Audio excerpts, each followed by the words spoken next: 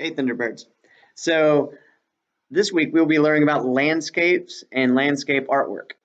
A landscape is an artwork that features an outdoor scene, usually something having to do with mountains or lakes or rivers or uh, like a beach, really any kind of outdoor scene.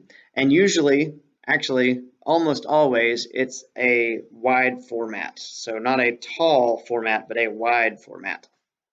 So for instance, if you're working with a piece of paper, instead of it being up and down, it would be sideways. That's called the landscape orientation. So that's what we're going to be learning about today. So let's take a look at a couple of beautiful landscape pictures that I found on the internet, and then we'll go from there. So to find this image, I went to Google and I typed in beautiful landscape, and this is one of the examples that came up. And this is a beautiful mountain scene with a lake reflecting the forest underneath it. Very lovely. So that's one example of a landscape scene. Here's another one. This one is some kind of a sandy, white sand, flat area beside some big sand dunes, and there are some kind of parched, dried trees. And even though it's it's not lush and full of life like the last picture, it's still very beautiful. I love the colors in this one. And here is an image of the Serengeti in the plains of Africa, and they have these kind of short trees that have the leaves all at the top, and there's a big mountain in the background that you can just see the shape of, and it's just very lovely with the sunset setting.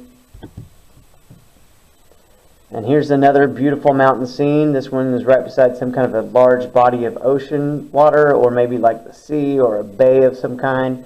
And the water is coming in from right over here. And we've got these beautiful big mountains and this green, lush area right here. Very beautiful. And then if you go to, say, Kansas, you get this kind of beautiful landscape where it's mostly just tall grasses. But I think this would be very interesting for art because you could show the posts getting smaller in the distance and closer together. And so that's a great way to show distance. Same thing with the electricity, the phone lines here, the phone poles, telephone poles. That's what I was trying to say. As they get closer together and smaller as they go far away, we will learn how to do that in a lesson later this year. And then the sky, when you're doing a prairie scene like this, the sky is very important because the sky is so big when you're in a place like that. I grew up in Oklahoma, and it looked somewhat like this, and the sunsets and the sunrises are just gorgeous there. So now it's your turn to find a beautiful landscape that really inspires you to make art. I want you, with your laptops, to go to Google and type in beautiful landscape. If you specifically know you want to draw mountains, then type that in, mountain landscapes or beautiful mountain landscapes. If you want to draw the desert, if you want to draw the plains, whatever you feel like you would like to draw, or a beach scene, anything like that, just type that in with landscape and see what comes up. Find one that you think is just beautiful, and I want you to recreate that in your journal today. And real quick, I'm going to show you how that might look. So I'm going to do an example in my sketchbook.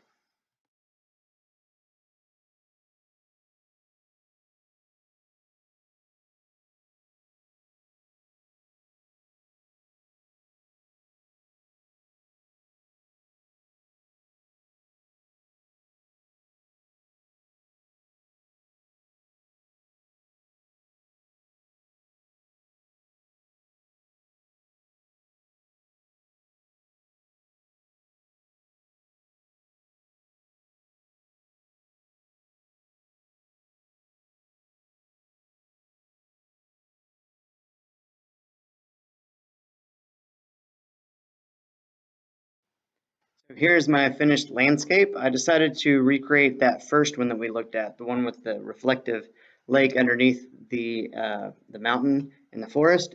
I think it turned out very beautiful. As you can tell, I used colored pencils, and I actually worked as fast as I can because I'm about to have to go outside for crosswalk duty. So I would have liked to have spent a little bit more time on this, but still, I think it turned out very beautiful. So just try your best.